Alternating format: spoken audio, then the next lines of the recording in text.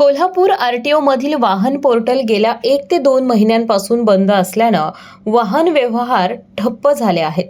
वाहन खरेदी विक्री, नाव हस्तांतरण आणि नवीन नोंदणीची कामं रखडल्यानं नागरिक आणि कार डीलर्सना मोठा फटका बसत असून यामुळे शासनाचा कोट्यवधी रुपयांचा महसूल बुडत असल्याचा आरोप कोल्हापूर जिल्हा कार डीलर्स असोसिएशननं केलाय. आरटीओ वाहन पोर्टल तातडीने सुरू करावी. आधार आणि आरसी मधील स्पेलिंगच्या नियमांमुळे नागरिकांकडून आकारला जाणारा 500 रुपयांचा दंड रद्द करावा.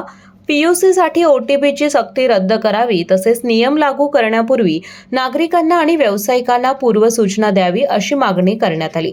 सोमवारपर्यंत पोर्टल सुरळीत न झाल्यास येत्या गुरुवारी कोल्हापूर आरटीओ कार्यालयाला टाळे ठोकण्याचा इशारा असोसिएशनचे सचिव इजाज नागरकट्टी यांनी पत्रकार परिषदेत दिला. लोकप्रतिनिधी व प्रादेशिक परिवहन कार्यालय व संबंधित मंत्री यांना आम्ही या ठिकाणी आमच्या व्यथा आपल्या माध्यमातून मांडत आहोत. आज जे काय गेल्या 1.5 महिन्यापासून कोल्हापूर आरटीओ व इतर आरटीओ जे बंद आहेत त्या संदर्भात आम्ही येणाऱ्या गुरुवारी जर हे आरटीओ ऑफिस मूळ स्थितीवर चालू नाही झालं तर येणाऱ्या गुरुवारी या आरटीओ ऑफिसला टाळे ठोकणार आहोत. आमची मागणी आपल्या माध्यमातून आहे.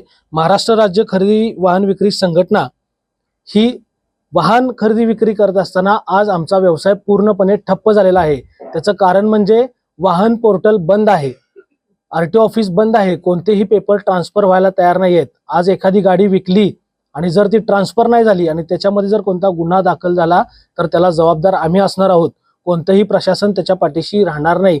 त्यामुळं आपल्या माध्यमातून आमची एक मागणी आहे की माल वाहतूक संघटना किंवा माल वाहतूक गाडी आणि आमची पॅसेंजर कार ही तुम्ही त्वरित ज्या त्या दिवशी ट्रान्सफर करून द्यावी आणि वाहन पोर्टल हे लवकरात लवकर सुरू करण्यात यावं. जी ओटीपी प्रणाली सुरू आहे ती बंद करण्यात यावी किंवा एखादा ओटीपी ठीक आहे, एखाद्या गाडीसाठी 6 ओटीपी जे जात आहेत ते थांबवण्यात यावे व एकाच वेळेला आरटीओचा दंड व ट्रॅफिकचा दंड हा आम्हाला सांगण्यात यावा. एवढीच आमची विनंती. यावेळी विक्रम मोतीपुरे, जमीर सय्यद, अभिजित चित्रकार, सुधाकर सासने, प्रशांत पाटील, किरण पाटील यांच्यासह कोल्हापूर जिल्हा कार डीलर्स असोसिएशनचे सदस्य उपस्थित होते.